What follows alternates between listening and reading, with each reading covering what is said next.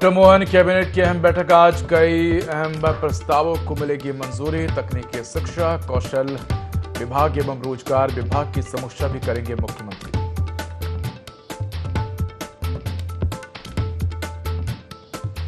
Sai cabinet की अहम बैठक आज। मुख्यमंत्री विश्वदीप साय की अध्यक्षता में होगी बैठक। मानसून की देरी पर रहेगा विशेष फोकस।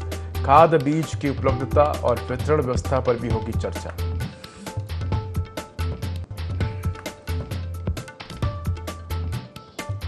लखनऊ अग्निकांड में 15 की मौत। बिल्डिंग अवैध थी। 2016 में गिराने का हुआ था आदेश। अब तक 4 अफसर सस्पेंड, 4 आरोपी अरेस्ट।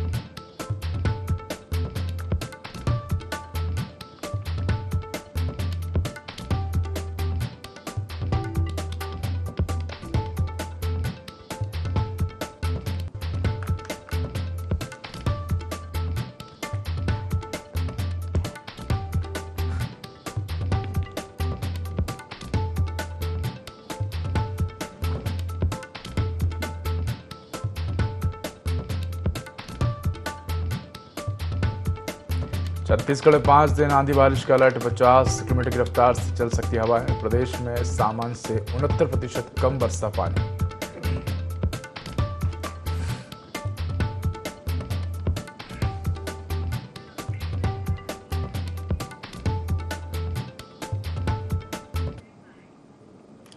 नमस्कार, मैं उदय यानी 24 में आपका स्वागत है। बुलेटिन की शुरुआत करेंगे तमाम बड़ी खबरों के साथ। लखनऊ की कोचिंग में आग लगने की घटना में अब तक 15 लोगों की मौत हो चुकी है। इनमें 5 महिलाएं और 10 पुरुष हैं।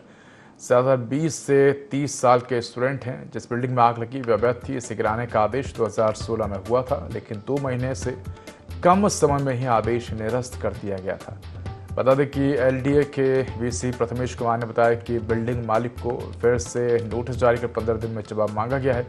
इसके बाद बिल्डिंग पर बुलडोजर की कार्रवाई होगी। Building Rameswaram institute of technology and management college के मालिक वीरेंद्र शुक्ला की है। पुलिस ने गैर इरादतन हत्या का मुकदमा दर्ज कर वीरेंद्र समेत 4 आरोपियों को गिरफ्तार किया है। सीएम योगी ने लखनऊ विकास प्राधिकरण के 4 अफसरों को सस्पेंड कर दिया है। बिल्डिंग को अनुमति देने वाले 16 अफसरों पर भी कार्रवाई हो सकती है।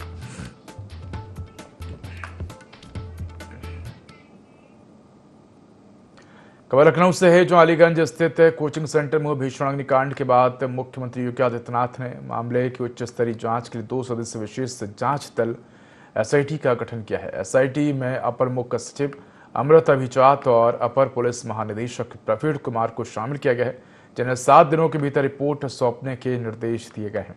हादसे के बाद प्रशासन ने कार्रवाई तेज करते ऊर्जा विभाग और एलडी के कई अधिकारियों को निलंबित किया है और जिम्मेदारी तय करने की प्रक्रिया शुरू कर दी है। मुख्यमंत्री ट्रॉमा सेंटर पहुंचकर घायलों का हालचाल जाना और अधिकारियों को बेहतर उपचार, 24 घंटे निगरानी और हर संभव सहायता उपलब्ध कराने के निर्देश दिए। वहीं इस दर्दनाक हादसे में कई लोगों की जान गई, जबकि राहत और बचाव कार्य के दौरान इंसानियत और कर्तव्य निष्ठा की कई मिसालें भी देखने को मिली।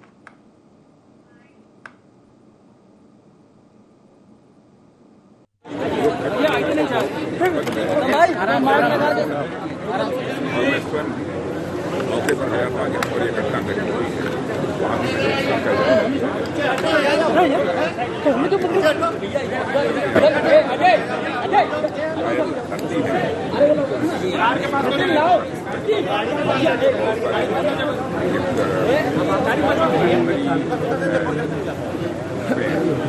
मेडिकल द्वारा प्रोवाइड करने के बाद यहाँ से जारी की गई।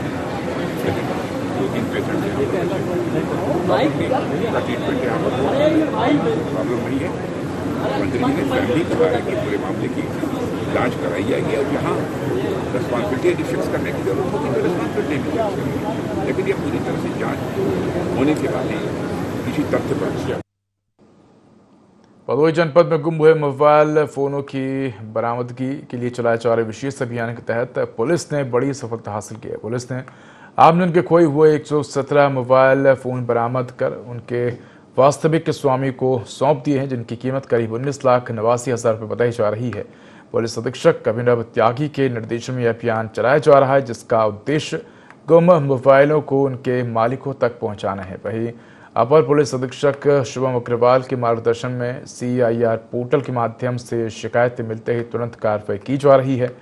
बता दें कि ट्रेसिंग डिटेल और तकनीकी विश्लेषण के आधार पर पुलिस लगातार मोबाइल बरामदगी की प्रक्रिया को तेज कर रही है।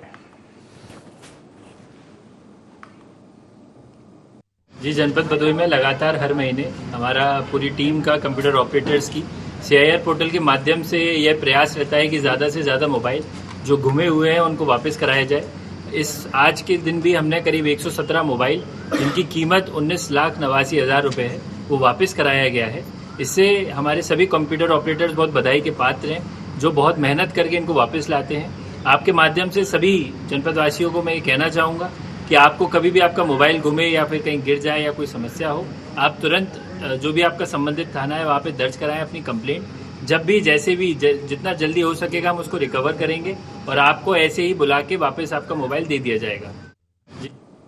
तो 19 लाख के फ़ोन उस स्वामियों को लुटाए हैं।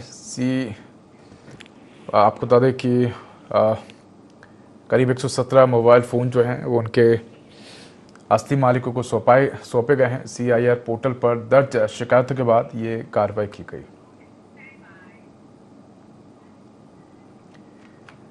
तो बता दें कि खबर भदोही से, जहां पुलिस ने ऑपरेशन दहन अभियान के तहत विभिन्न थानों में जब्त 316.465 किलोग्राम अवैध मादक पदार्थों का विनिष्टीकरण कराया गया है। बता दें कि इसमें 316.400 किलोग्राम गांजा और 65 ग्राम डायज़ेपाम शामिल है, जिसकी अनुमानित कीमत 1.63 करोड़ रुपए से ज़्यादा बताई जा रही है।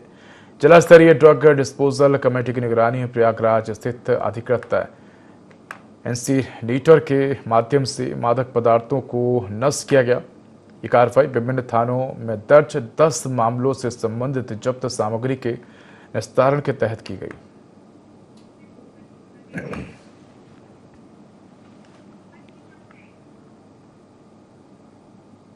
खबर बांदा से है, जहां जिले के मरका कस्बे में घरेलू विवाद के चलते पति पत्नी द्वारा यमुना नदी में छलांग लगाने का मामला सामने आया है। सूचना मिलने पर स्थानीय लोगों और मरका पुलिस ने दोनों को नदी से बाहर निकालकर सामुदायिक स्वास्थ्य केंद्र पहुंचाया, जहां चिकित्सकों ने पत्नी को मृत घोषित कर दिया। गंभीर रूप से घायल पति को प्राथमिक उपचार के बाद जिला अस्पताल रेफर किया है। बताया जा रहा है कि रामलखन मजदूरी कर परिवार का भरण पोषण करता था और घटना वाले दिन ही दिल्ली से गांव लौटा था। वहीं पुलिस ने शव को पोस्टमार्टम के लिए भेजकर मामले की जांच शुरू कर दी है। अभी थोड़ी देर पहले 112 पुलिस सेवा के द्वारा सीमा वाइफ ऑफ रामलखन और रामलखन सन ऑफ रामलाल, ये दो लोगों को लाया गया था। तो जो सीमा थी वो पहले से मृत अवस्था में थी और रामलखन गंभीर अवस्था में थे। बताया गया कि ये जो है पानी में डूब गए हैं। तो उसके बाद जो है मृत जो थी सीमा, उसकी जो है पुलिस से सूचना भेज दी गई है और जो पुरुष थे वो सीरियस स्थिति में थे। उनका प्राथमिक उपचार करने के बाद 102 सेवा के द्वारा मेडिकल कॉलेज बांदा रेफर कर दिया।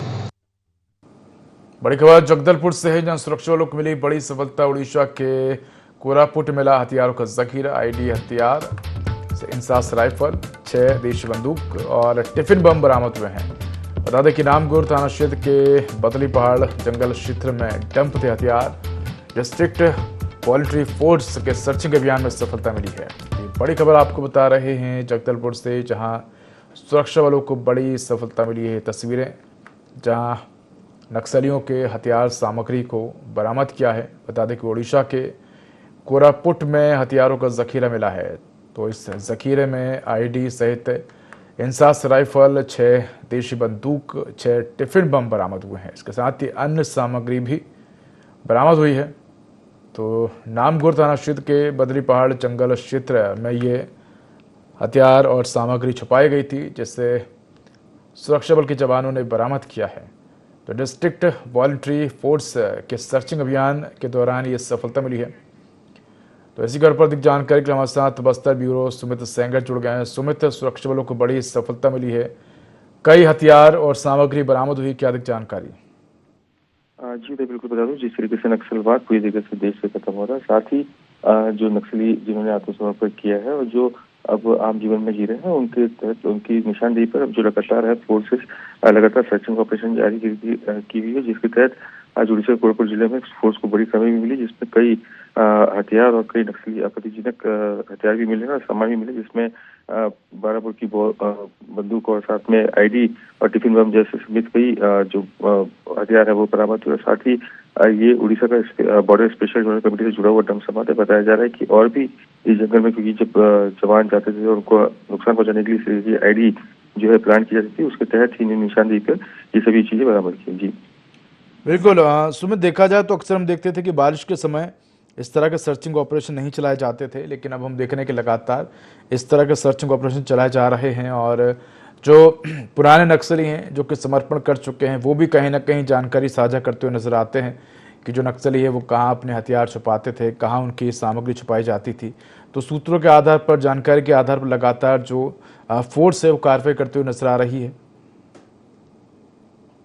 तरीके से केंद्रीय गृह मंत्री अमित शाह ने कहा था कि मार्च 2026 तक नक्सलवाद खत्म हो जाएगा और उसके बाद जब नक्सलवाद खत्म हो चुका है तो उसके तहत अब जो निशानदेही, जो नक्सली है उनकी निशानदेही पर जितने भी इन्होंने सामान डंप किए थे, छिपाए हुए थे, वो रिकवर किया जा रहा है। और साथ ही अब रही अगर मानसून की अगर हम बात करेंगे तो पहले ये मानसून जो था नक्सलियों के लिए काफी फायदेमंद हुआ करता था, लेकिन अब जो है ये जो नक्सली है वो लगातार कोशिश ही की जा रही है कि जितने भी नक्सलियों के द्वारा जितने भी सामान डंप किए गए थे और छुपाए गए थे, तो उनको कहीं ना कहीं उसको निकाल कर सामने दिखाया जा रहा है, ताकि अगर कोई फोर्स, स्पेशल फोर्स या कोई फोर्स अगर सर्च के लिए, ऑपरेशन के लिए जाती है जंगलों में, तो उनको किसी प्रकार का नुकसान न सहना पड़े। और साथ ही लगातार ये भी कोशिश की जाती है कि जितने भी हथियार उनकी द्वारा डंप किए गए हैं उनको रिकवर करके नष्ट किया जाए। जी उदय। धन्यवाद सुमित तमाम जानकारी के लिए।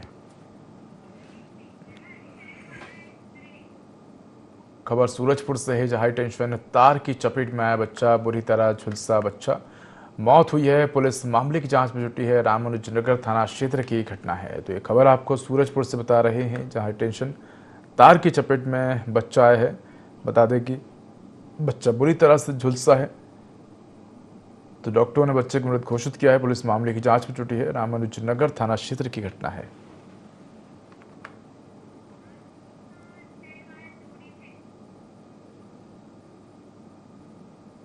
खबर भिंड से, अज्ञात चोरों ने मंदिर को निशाना बनाया है। चंबाई माता मंदिर पर चोरी हुई है। कुलदेवी चंबाई माता मंदिर से चोरों ने माता के 2 चांदी के छत्र चोरी किए हैं। मंदिर परिसर में लगे सीसीटीवी कैमरे में वारदात कैद हुई है। मंदिर कमेटी ने थाने पहुंचकर चोरी की शिकायत दर्ज कराई है। मेहुना थाना क्षेत्र के कछवा धार का मामला है। पुलिस ने अज्ञात चोरों के खिलाफ मामला दर्ज किया है।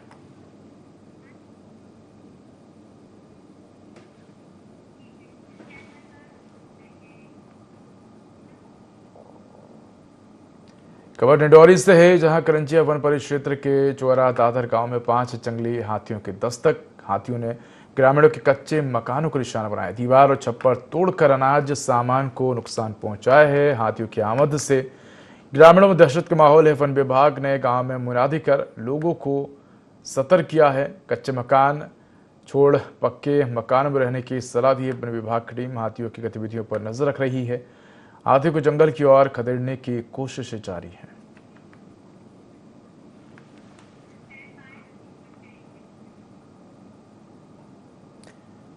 खबर भिंड से है, जहां मेहुना में धरने पर बैठे सफाई कर्मचारी वेतन न मिलने से नाराज हैं। सफाई कर्मचारी बता दें कि 3 माह का वेतन न मिलने से मेहुना नगर परिषद पर धरना दे रहे हैं। मेहुना नगर परिषद का मामला है। तो बता दें कि कर्मचारियों को कई महीनों से वेतन नहीं मिला है और वेतन न मिलने से सफाई कर्मचारी नाराज हैं और ऐसे में सफाई कर्मचारी ने प्रदर्शन किया है, जिससे क्षेत्र की जो साफ सफाई व्यवस्था है वो भी चौपट हो गई है। तो कई महीनों से वेतन नहीं मिला है, जिसको लेकर सफाई कर्मचारी धरने पर बैठ गए हैं। तो मेहुना नगर परिषद का ये मामला है।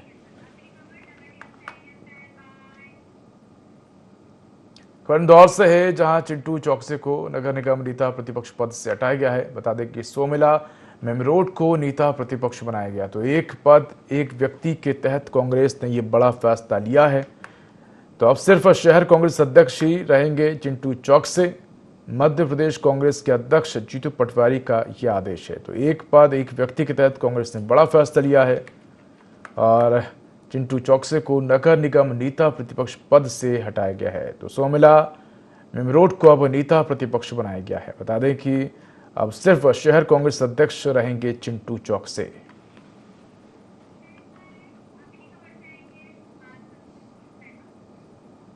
खबर सूरजपुर से है, जहां मछली पकड़ने के दौरान हादसा हुआ है। मछली पकड़ते वक्त नाव पलटी। हादसे में 3 लोग डैम में डूबे हैं। 2 नाव में 8 से 10 लोग सवार थे, बाकी लोग तैरकर बाहर निकले हैं। एसडीआरएफ की टीम ने रेस्क्यू ऑपरेशन शुरू किया है। करंची चौकी क्षेत्र के बतरा डैम की घटना है। तो मछली पकड़ते वक्त नाव आपको बता दें कि अनियंत्रित हो गई और पलट गई, जिसके चलते नाव में सवार लोग पानी में डूबने लगे। तो हादसे में 3 लोग डैम में डूबे हैं। बता दें कि 2 नाव में 8 से 10 लोग सवार थे, बाकी लोग तैरकर बाहर निकले हैं। एसडीआरएफ की टीम ने रेस्क्यू ऑपरेशन शुरू किया है।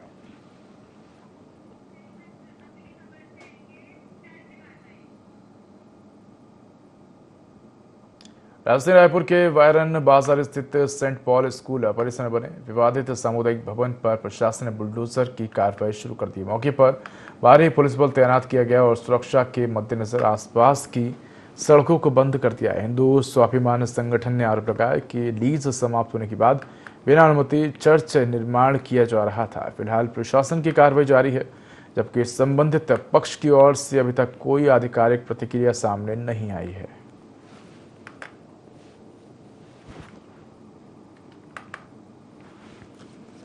राजधानी रायपुर में नगर निगम और जिला प्रशासन एक बड़ी कार्रवाई कर रही है। आपको बताना चाहूँगा, सेंट पॉल स्कूल का एक परिसर है। परिसर में एक सामुदायिक भवन बनाया गया था और इस भवन पे आरोप लगा था कि यहाँ भवन के आड़ पे एक चर्च बनाया गया है, जिसको लेके एक हिंदूवादी संगठन ने इस पे आरोप लगाया था। और उसके बाद आज जो है निगम ने कार्रवाई करते हुए इस भवन को तोड़ रही है। और तोड़ने के दौरान देखिए किस तरह से जो है पूरी तरह से रोड को ब्लॉक कर दिया गया है। रोड ब्लॉक कर दिया गया है। मीडिया को भी जो है अंदर जाने नहीं दिया गया है। भारी पुलिस बल लगाया गया है।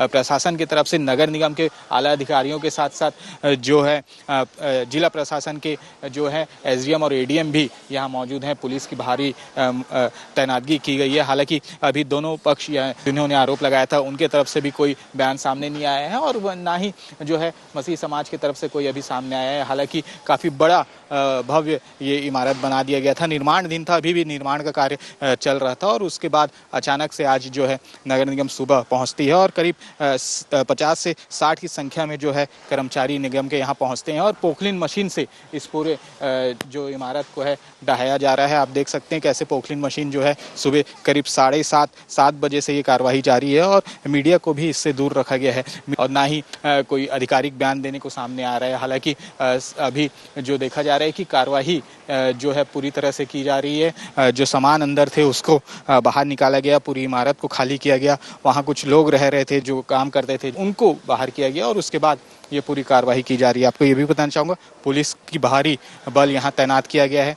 इस पे आधिकारिक बयान किसी की तरफ से नहीं आया है। ना ही नगर निगम के अधिकारी ने कुछ बताया है और ना ही जिला प्रशासन के अधिकारी जो एसडीएम एडीएम है उन्होंने कुछ बताया। हालांकि पुलिस के अधिकारियों ने बताया कि ये निगम के कार्रवाई चल रही है और निगम की कार्रवाई के दौरान जो है दोनों तरफ से सुरक्षा की दृष्टि से दोनों तरफ के रोड को ब्लॉक किया गया है और लोगों के आने जाने पे मनाही की गई है। कहीं कार्रवाई के दौरान या तोड़फोड़ के दौरान उनको चोट न लगे, ऐसा पुलिस का एक बयान सामने आया है। कैमरामैन गणेश के साथ अमित बाग, IND24 रायपुर।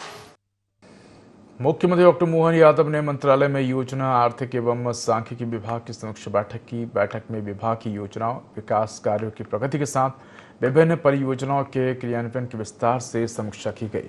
मुख्यमंत्री ने अधिकारियों को निर्देश दिए हैं कि योजनाओं का लाभ समयबद्ध और पारदर्शी तरीके से आम जन तक पहुंचाया जाए। उन्होंने विकास कार्यों की नियमित मॉनिटरिंग करने, आंकड़ों की शुद्धता और गुणवत्ता बनाए रखने और विभागीय कार्यों में तकनीक के अधिकतम उपयोग पर जोर दिया है। मुख्यमंत्री डॉक्टर मोहन यादव ने कहा कि योजनाओं के प्रभावी क्रियान्वयन के लिए विभागों के बीच बेहतर समन्वय आवश्यक है।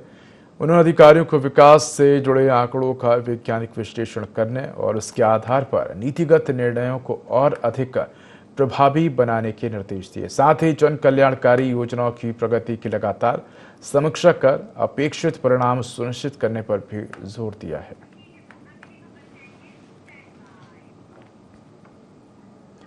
रायपुर में कांग्रेस नेता राहुल गांधी के जीत के मंत्र और एकजुटता के संदेश पर छत्तीसगढ़ के उप मुख्यमंत्री अरुण साहब ने तंज कसा है। उन्होंने कहा कि राहुल गांधी के नेतृत्व में कांग्रेस 99 चुनाव हार चुकी है। ऐसे में उनके जीत के मंत्र को समझना मुश्किल है।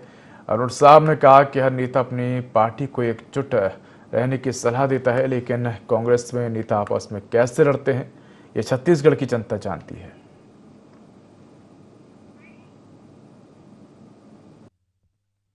राहुल गांधी ने भारत जोड़ो यात्रा किया, उसका क्या असर हुआ। कभी ये संगठन सृजन का अभियान चलाते हैं, उसका क्या परिणाम हुआ। और जैसा बताया जा रहा कि जीत का मंत्र दिया उन्होंने, तो 99 चुनाव जिनके नेतृत्व में हारे हैं वो कैसे जीत का मंत्र दिए होंगे, ये तो मुझे समझ में नहीं आता है। पर देखिए, सभी नेता अपने पार्टी को ऐसा ही बोलते हैं कि एकजुट रहो, एकजुट के काम करो। तो जो नेता की भूमिका है उन्होंने निभाई है, पर वास्तविकता ये है कि कांग्रेस में नेता आपस में कैसे लड़ते हैं ये छत्तीसगढ़ के लोग बखूबी जानते हैं, इसलिए छत्तीसगढ़ में उसका कोई लाभ होने वाला नहीं है। खबर इंदौर से है, जहां भागीरथपुरा में कैंटीन संचालक की हत्या के मामले में पुलिस ने चंद घंटे में खुलासा किया है। एक नाबालिग और उसके साथी सुमित को गिरफ्तार कर लिया है। पुलिस जांच में सामने आया कि लक्ष्मीबाई नगर रेलवे स्टेशन की पार्किंग के ठेके को लेकर चल रहे विवाद के कारण वारदात को अंजाम दिया गया। आरोपियों ने विवाद बढ़ने पर विशाल पर चाकू से ताबड़तोड़ हमला कर दिया, जिससे उसकी मौत हो गई। पुलिस ने घटना प्रयुक्त चाकू भी बरामद कर लिया है।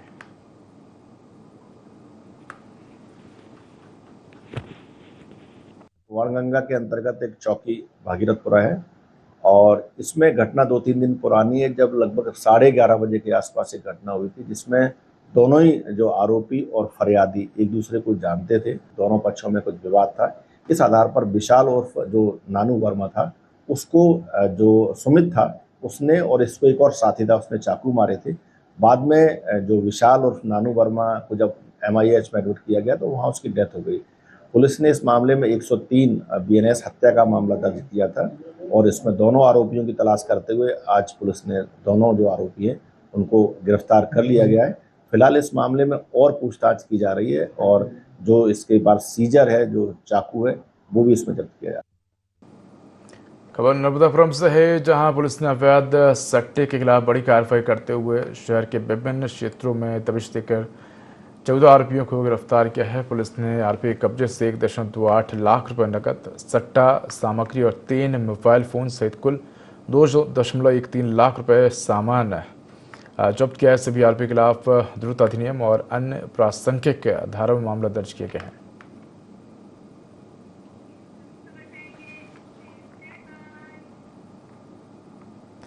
जबलपुर GRP पुलिस ने तकनीकी सूझबूझ का इस्तेमाल करते हुए ट्रेन में हुई करीब 10.5 लाख रुपए की चोरी का मात्र 2 घंटे में खुलासा कर दिया है। मामला अमरकंटक एक्सप्रेस का है, जहां इटारसी निवासी नीलेश मालपानी की पत्नी के पर्स से सोने चांदी के जेवरात, नकदी, एयरपोर्ट और जरूरी दस्तावेज चोरी हो गए थे।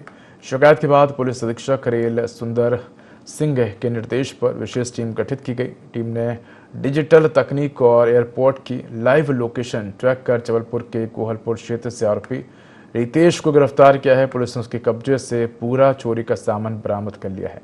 त्वरित कार्रवाई के लिए टीम को पुरस्कृत करने की घोषणा भी की गई है।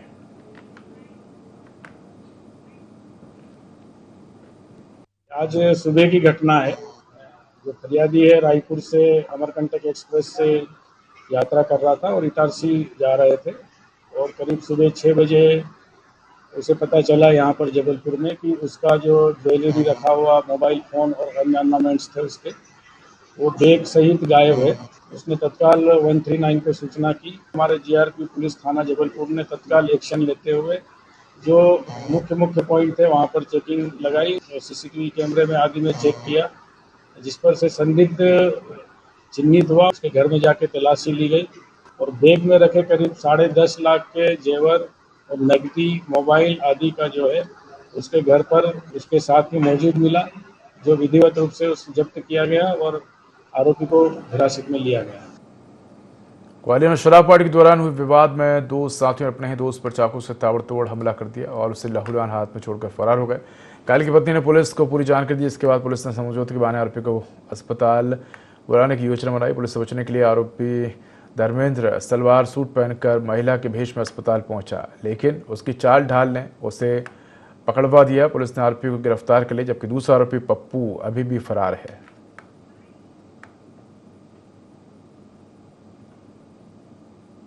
थाना कामपुर क्षेत्र गुड़ागुड़ी के नाका का ये मामला है, जिसमें 3 मजदूर जो है ऑटो से जो है पुट्टी का जो है बोरी खाली करने के लिए गए थे। वहाँ पर जो देवेंद्र मौर्य और अन्य 2 पप्पू भदौरिया, धर्मेंद्र भदौरिया, ये तीनों आपस में कुछ बात हुई। उसके बाद पप्पू और धर्मेंद्र वहाँ से चले गए। बाद में वो शराब पी कर आए और उन्होंने देवेंद्र मौर्य के साथ मारपीट की और चाकू जैसे किसी हथियार से दिखने से उन पर हमला भी किया। उसके बाद उनकी हालत जो है काफ़ी गंभीर रूप से घायल हो गए और उनको हॉस्पिटल में भर्ती कराया गया। उनकी पत्नी की तरफ से जो FIR हुई है और अभी इसमें एक आरोपी गिरफ्तार कर लिया गया है और जल्द ही इसमें पुलिस द्वारा प्रसिद्ध साक्ष्य और अन्य साक्ष्य कलेक्ट करके आरोपी गिरफ्तारी करके अग्रिम विवेचना की जाए। तो फिलहाल इस बुलेटिन में इतना ही। खबरों का अधिक अपडेट के लिए देखते रहिए i24। नमस्कार।